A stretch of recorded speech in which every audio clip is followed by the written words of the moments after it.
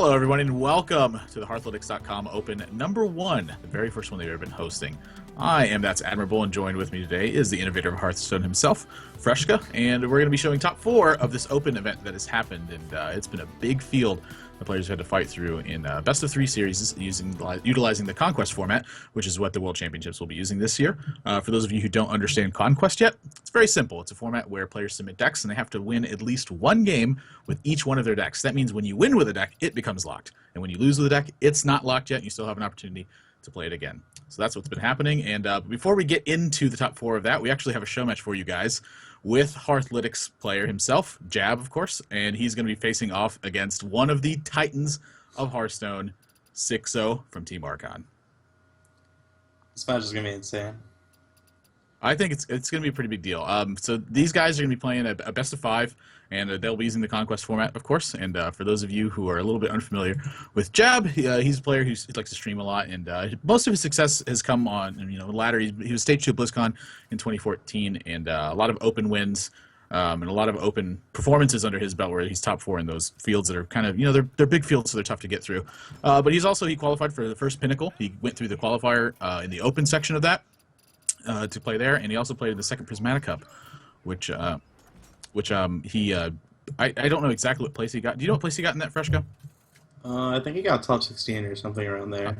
Yeah, so that was a really tough field too. Yeah. When you look at what was going on for there, but it looks like these two players are ready to just get underway. So we're gonna jump right into the action, wasting absolutely no time. And match 1 is a big one. Ooh. So I think Xixo actually qualified for the Pinnacle as well, and the two of them got through. Yeah. Yeah. Xixo was another player who qualified for that one. Xixo's got a pretty big resume under his belt, I think, as far as Hearthstone is concerned. I mean, this is a guy who's absolutely crushed ladder. He's been #1 on all 3 servers at the same time. As far as I understand, he's the only player in the world who's ever done that. But he has 3 top 8s in each one of the VGVN Nax Ramas tournaments that were done. Yeah. He's won a DKMR Cup. He got second at a Pinnacle. He got top 16 at a Gamers Origin Cup. I mean, this guy has just torn up Hearthstone. Not to mention, there's the running joke of anytime there's a qualifier, Xixo wins. I mean, it seems to be pretty accurate to the case, but getting right underway here. This is a matchup. Okay, so Warrior versus Druid. This is a matchup where typically Druid's been pretty heavily favored for just about as long as it's been a deck. Like if you see a double combo version of Druid, it's usually, I would consider it a favorite over Warrior. But this Warrior's got not only a great start, but it's got already an interesting card in here that I've actually had some trouble with when I play Druid, and that's Bomb Lobber. Yeah. Is that a Stalag in Xixo's hand right now? Yeah, I was just about to talk about that one too, because that's like a really, really strange one that you don't see very often. Is Stalag, which I can almost guarantee. Is that Stalag or is that Fugan, actually? I think it's Stalag, and Fugan's the 4/7, right? I'm not sure. I don't see them that often. It's definitely pretty rare to see them. It's gonna be pretty tough, I imagine, to not see that one get played this turn. Oh, he's actually gonna innovate Dr. Boom here. Yeah, I think this is a really strong play, actually. So what do you think? What are the merits of using Dr. Boom over Stalag here, or what we assume is Stalag? I mean, I think it guarantees the kill on the Iron Smith at least, and if he has to kill the Dr. Boom, if it's Shield Slam, he has to armor up, and then he probably doesn't play anything else. But he does have the Big Game Hunter, which is pretty unfortunate. Yeah, so only 2 damage on the Boombot as well. Beast in his sights. That's not good. Yeah, that one stings a little bit. All right, where do you see the... Okay, this Boombot, I think, is going to be making an attack this turn. Yeah, it's definitely a really easy trade. Yeah. Sylvanas gets picked up. Wait, what? That seems like an odd trade. Well, his goal obviously then was to try to pick off both of them here with the Boombot. Right. Yeah, I guess that's fair. So he wanted a 66.66 repeating a 40% chance of getting a hit here, and then he could use the hero power, and then able to get his Pilot Shredder on board. So still a pretty strong curve forward going from him. But look at this hand from Jab. My gosh, like where do you? Bomb Lobber is insane. Yeah, I think. Well, I like using the Shield Slam first, because if you're going to Bomb Lobber, you're going to Shield Slam afterwards. So if this, if what he gets here, like say you got a Doomsday or something, you wouldn't have to do anything. You just arm up and pass. If it's like an explosive sheep, maybe you don't want to bomb lob right now. Maybe you just want to go Right. with Sludge Belcher, and even if it's something like a 3-2, maybe you just want to go with Sludge Belcher. Going to be met with Black Knight though, and this is a little bit of damage that Xixo is starting to put together on the board. Dr. Boom's going to be, I mean, this is a big presence, but Sylvanas is about to come down right after this. Yeah, it seems like it's actually a pretty even matchup right now because the Dr. Boom has a huge presence on the board, but it doesn't seem like Xixo is in too much of trouble. And he actually has a lot of damage already having combo in his hand. Yeah.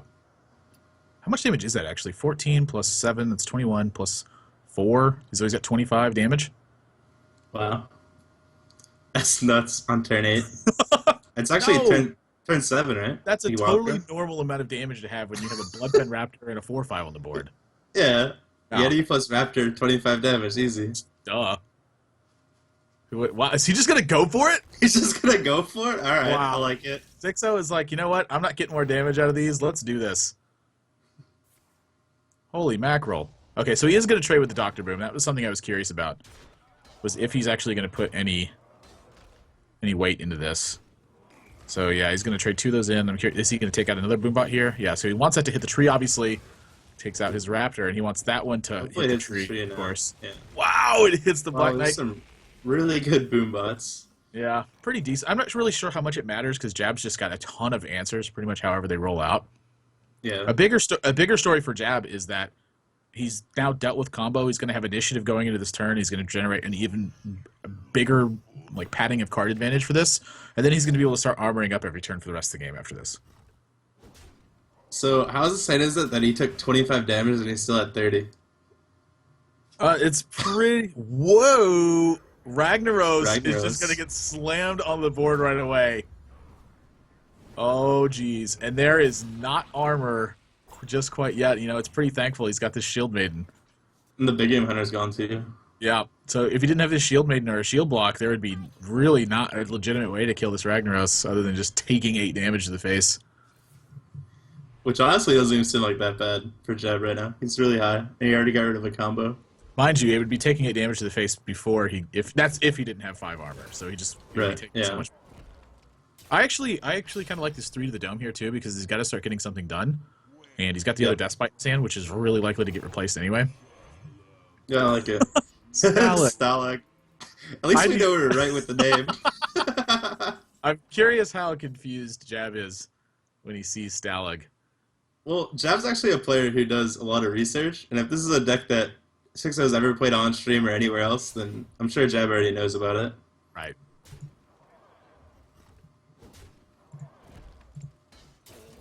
Bob Roberts taking out the 7-4. That's so Wow. nuts. Okay, well, how nuts Oh. would it have been had he drawn Fugue in there? And just had just the unstoppable force.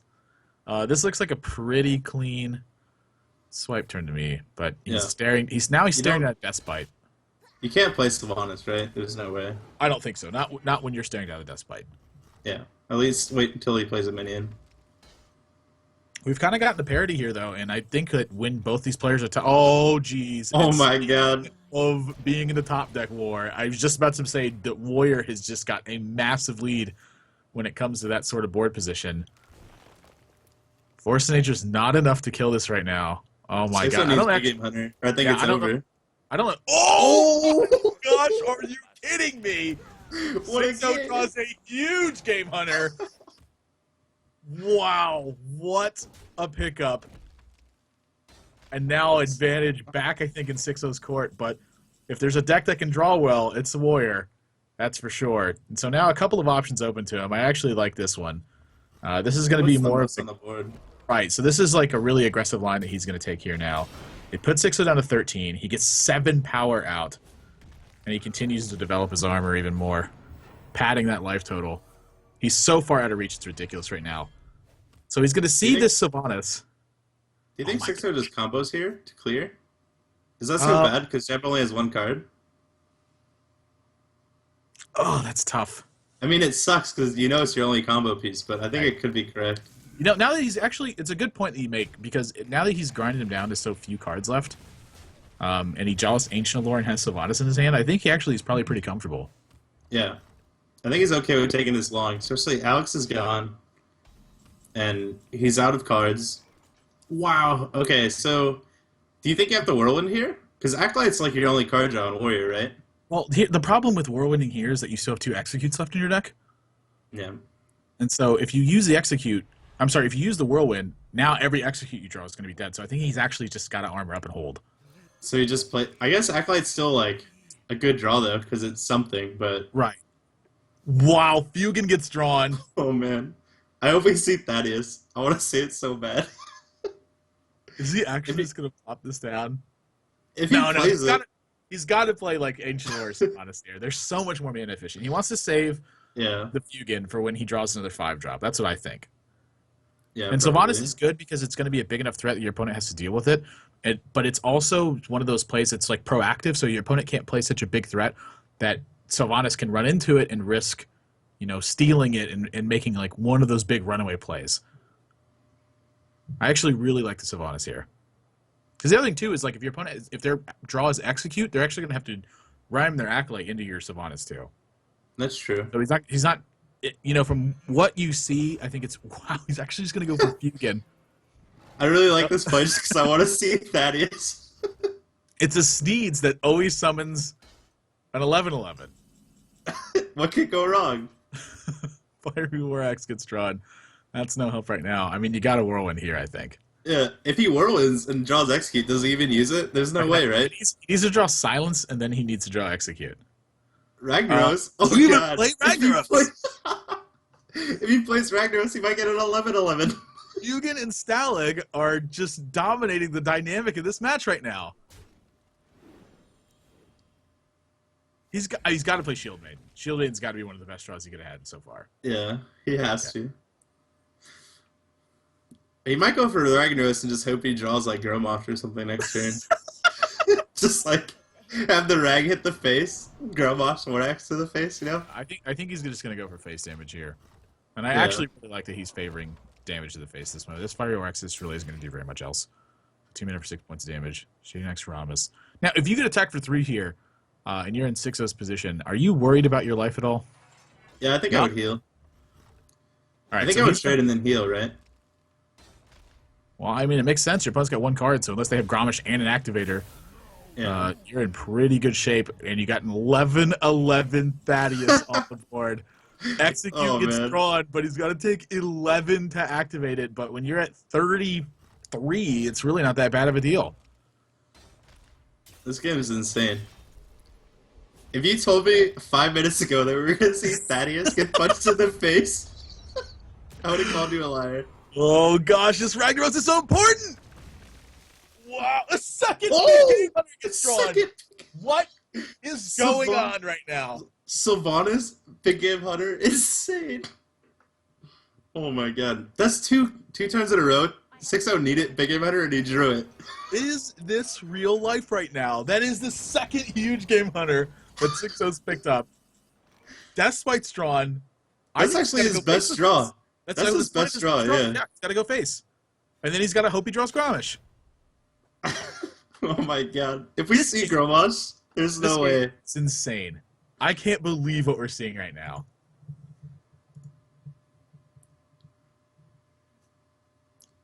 Oh, you know what? He doesn't have to go face because if he draws Grommash next turn, he's still got lethal. So Yeah, killing that's true. and wearing away at Savage Roar outs, like if he had Drew to the Call Savage Yeah. Roar, 9, 10, 11, 12, 13, plus 8, 21, 20. Yeah, actually, no, it wouldn't have been lethal. It would have been really close, I think. I still think it's He fine. was just though. going to go 2 to the face. I think it's fine. You need to race Grommash. Like, is he gonna draw Grommash before he kills you? I mean, this is it. He needs to draw Grommash. 5, 6, 7, 8, 9, 10, 11. He's only facing 11 damage next turn, so he's not dead. Picks up Brawl. Wow. These are some massive draws. That trade might actually come back and like hurt him because now Grommash isn't lethal anymore. Because he's gonna armor up again. Oh my gosh. He's going to go to 15. Ancient of Lore gets drawn. Wow. Do you draw cards or just heal? Heal, right? I think you draw cards because you're healing out of the range now. Oh yeah, it's true because you're out of range just by armoring. Yeah, that makes sense. Armor gets chipped away. Just a little bit more. Both of these players down to If he draws Grommash, it's gonna be so devastating.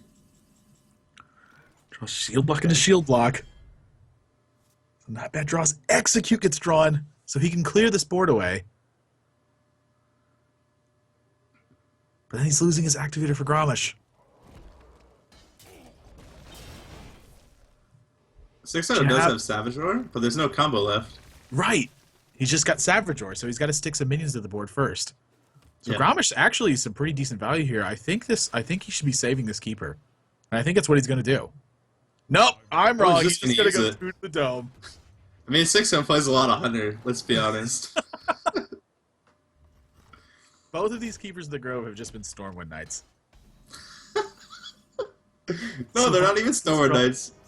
Stormwind Knights are 2/5. They're the Murloc, Murkai. He's got 13 damage right now, and he draws Druid of the Claw. That's lethal. Oh wow, my this God. game has been insane. I've never seen so many back and forth turns happen on like just like a turn by turn card draw basis. I mean, this is like one of these things that you see happen when you see two just fantastic players playing each other. Is they get down to these scenarios where they both play so efficiently, and neither of them have anything left, and so the draw ends up meaning so much. And at that point, it's just a matter of whose matchup outscale the other one. So Xixo has won with his Druid deck now. His Druid deck is like that's been locked up as a win spot now. So he's got to win 2 more games with his other 2 decks. Remember, this is a conquest format, so you need to win at least 1 game with each one of your decks. And we're not going to waste any time. We're getting right into the next game. Man, that's Stalag one of the game. I'm calling it right now. Well, it gave him an 11-11. Like, you just run out of answers. How do you beat that? I don't know. 6 eyes, so this is because of the thing. Okay, so sad. Just draw 11-11s, why not, yeah. So we got Rogue against Warrior. Who do you like in this matchup? It depends a lot on how this Rogue deck is built. I would say if it has... I'd say if it has like 2 copies of Tinker Oil, it can get away with some stuff. But we saw that Jab did have... he does have Harrison Jones in his deck. So some really big potential to pick off very big turns with that oil. And with an open like this, I would tend to give a slight advantage to Xixo. Okay. Yeah, he has the perfect answer for the Armor Smith. Yeah. I definitely think it's Tinker Oil because you see the pirate in his hand. Right. I would venture to say it's Tinker Oil. I'd be extremely surprised if it wasn't. So this is like kind of a tough turn, actually, because you can take 6 points of damage and clear this out with a Death Spite, or you can choose to use a Shield Slam and save yourself that life total. The problem with that is you're using Shield Slam. And so if you're going to go with the Death Spite route, I actually really like using the Shield Block here, because you just want to dig to having enough answers to stuff that you don't get overwhelmed by anything.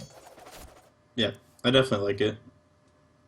And you already have threats for later, so you might not be able to get a chance to squeeze it in. Right.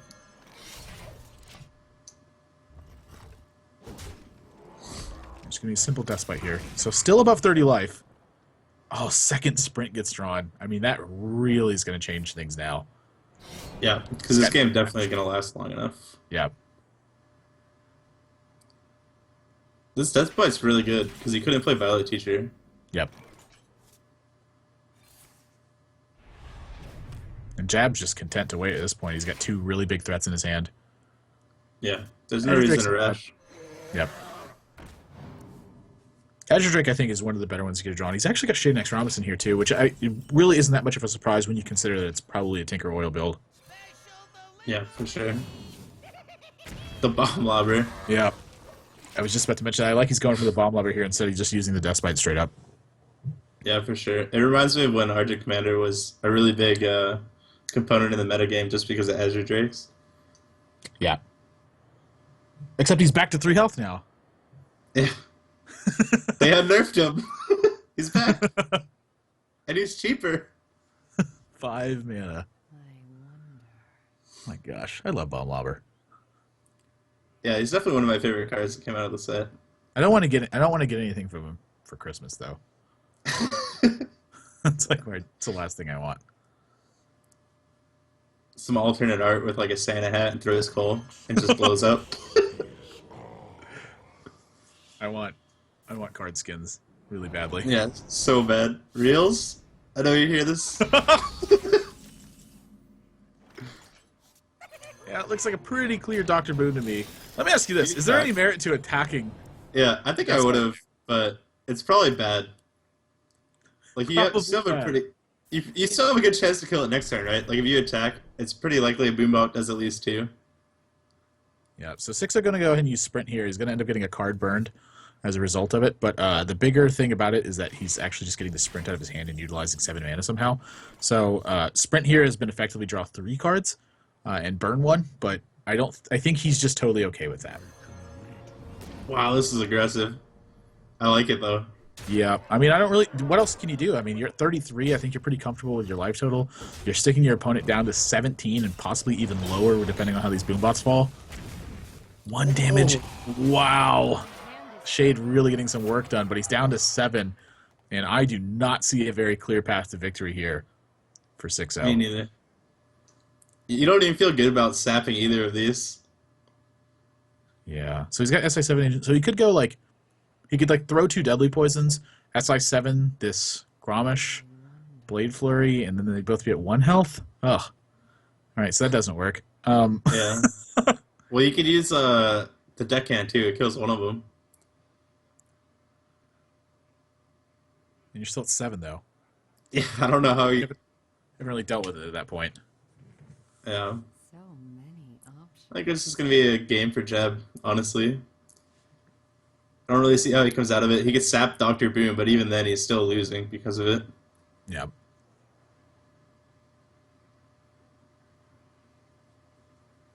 I would like to see Sprint here, just for some entertaining explosives. It really calms me at night to see cards being burnt. Oh gosh, I have nightmares right now. I'm just seeing every single card from my deck get burned right now.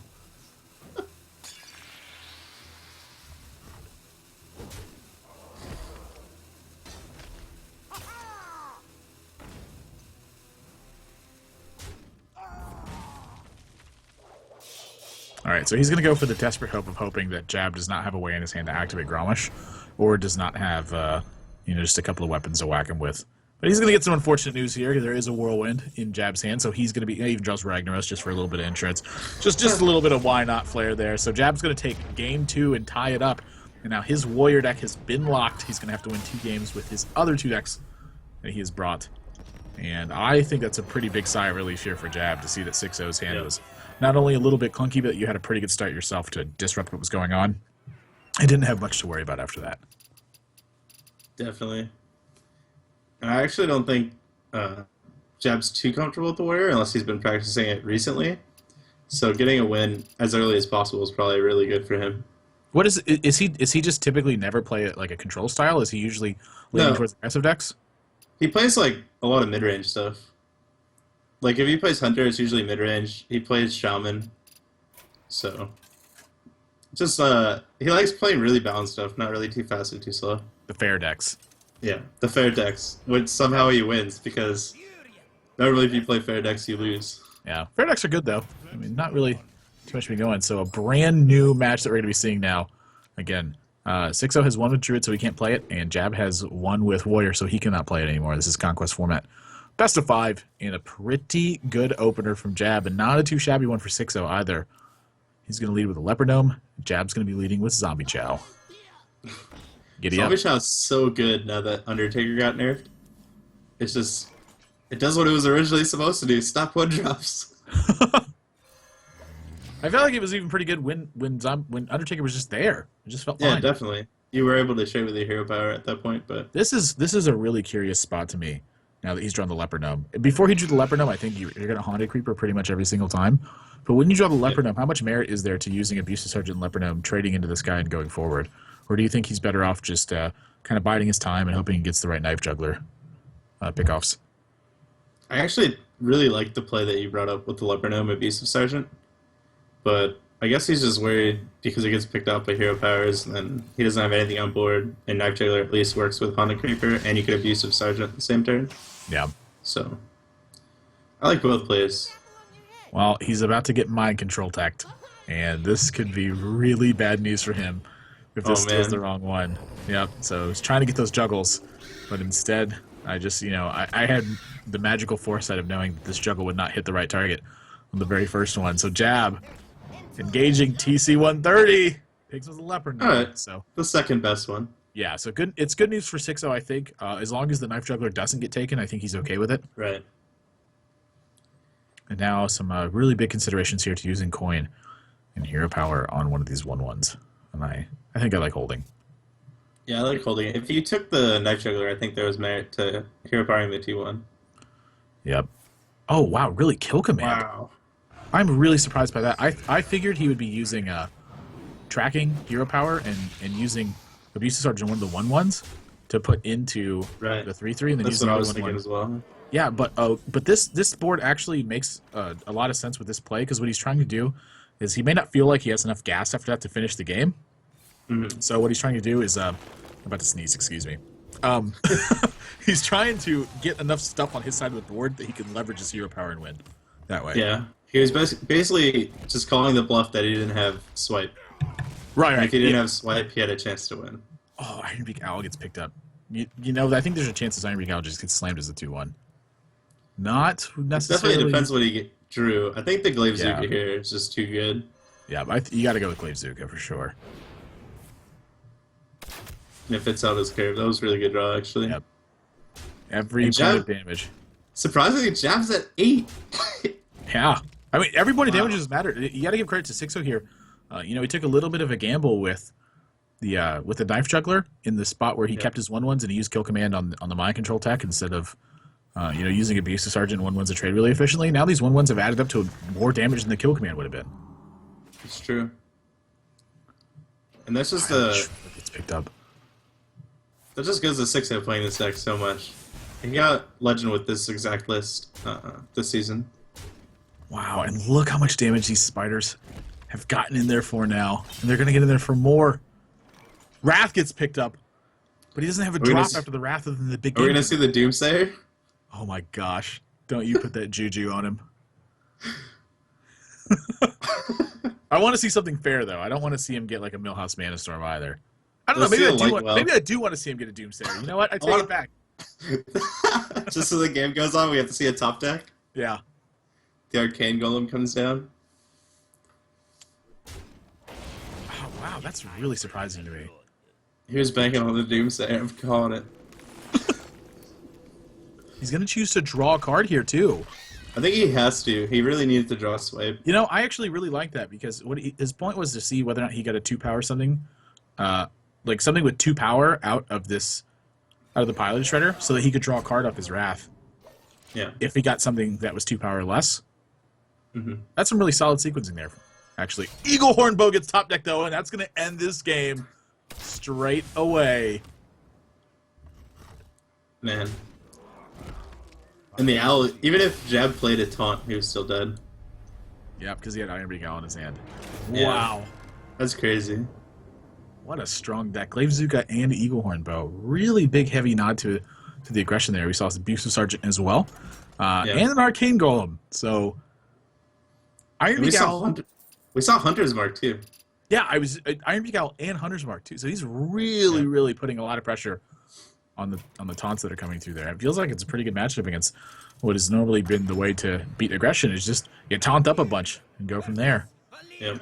Jab's going to stick with Druid, and Xixo, this is his last deck, so Xixo's got 2 games going forward from here at least. I'm sorry, he is up to 2 more games to win 1 game. Yeah. There we go. Wow, ugly start from Jab, too.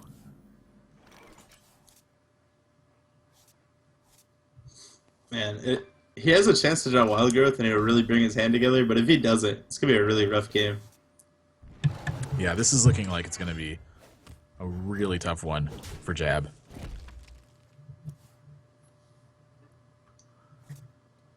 Xixo, meanwhile, pretty okay with just taking his time. He's got Deadly Poison, Backstab, SI7 Agent, Earthmarine Farseer, a Blood Mage to go with him, and an Azure Drake. He's more than happy to just let this game kind of take its time moving forward here. And now this is sort of an interesting turn because he's got a lot of ways he can go about doing this. He's going to use... Okay. I like this because it develops a minion. I like this a lot But I would like to see him think about it a little bit more. Yeah. I think. You had a lot of options. You had Blood Mage, Backstab, you had Deadly Poison. Yeah. Because the other thing too is if you get the Blood Mage out here, you might not ever see a 4-drop from your opponent because they're gonna be fearing something like Eviscerate. Mm-hmm. So you might actually get to tempo your opponent on their 4 when you play the Blood Mage there. He's gonna go with Azure Drake. Okay. Ooh, do you think he prep Fan here to trade? I don't think so. I think he's totally fine with the Azure Drake getting attacked here. Okay. I don't think I would have been worried about something like Swipe. Like Swipe and then trading down. Yeah, then he's got Blood Mage in the fan to back that up. Yeah. That's what it feels like to me. Makes I sense. think you kind of leave it to your opponent to use their mana to kind of supplement this turn, and then you're accomplishing sort of the same thing you were earlier with your Blood Mage, is that you're tempoing your opponent at some step of the way. Definitely makes sense. And I guess if he swipes there, then you're really happy when you draw Violet Teacher. Wow, we just used the other Azure Drake. Interesting. I think he's really considering a prep fan now then. Yeah, he has to definitely be thinking about it. Would you rather seen the Deadly Poison, or do you think this is good? I like the prep fan. I think getting just a 3-mana card out of your hand is more than worth it. Yeah. And the 4/4 is definitely better. Yeah, this is a really tough spot for Jab now. Does he play the Black Knight here? Or do you think there's any? Do you think it's better to swipe? I don't think you can afford to swipe, because then you have nothing. Oh, And he's just Sap going to gets continue to plugged. add pressure. Ow. This is about Sap to. Tanker Oil? Yeah, I this think is it's going to happen. This is a lot of damage for 6-0 at this point. I actually don't know if you attack with the dagger too if you get the Tinker Oil off, because you have the Deadly Poison in your hand. Yeah, that's true. I wonder. But are you scared of Harrison Jones at all? I think you are scared of Harrison Jones. He doesn't have it. This line is also, I think, totally fine. It's just getting in there with for 5 Yeah. with the Blade Flurry and the Blood Mage. This does make you a little bit susceptible to swipe, but you got in, I think, a pretty significant amount of damage in the process. And if Really he did- swipes, he can't really follow it up. Yeah, exactly. If you didn't lose too much, you still get to pick up another card. You get to follow it pretty strong. Second Tinker Oil, maybe not what he's looking for. Might be good for, not next turn, but the turn after, because you have low thub. Yeah. Wow, he gets another sap too. Wow. Yeah, I take it back. This is really big news for Jab here. Can you imagine if he draws prep? Yeah, prep would be pretty good. Second Innervate gets picked up though, so if he draws another Savage Roll on turn 10, he's got access to 22 damage. Yeah. But this is almost certainly going to be a backstab instead. Except over Tinker, or do you? Is it you double feel like Tinker that? Oil? I don't think you're scared of dying, right? Like, Is he just going all in? I think he's just going all in. Oh my gosh. Oh my! He is going for it. No fear from 6-0. Wow, straight to the dome. Jab is down Oh to my 2. And that's not quite enough to finish him off with combo. And he actually doesn't have a way to taunt here. And that's a All he has is a 7-point heal. dagger. He'll be He's at got 1. heal for 5 and armor up. He's and at 1. hope.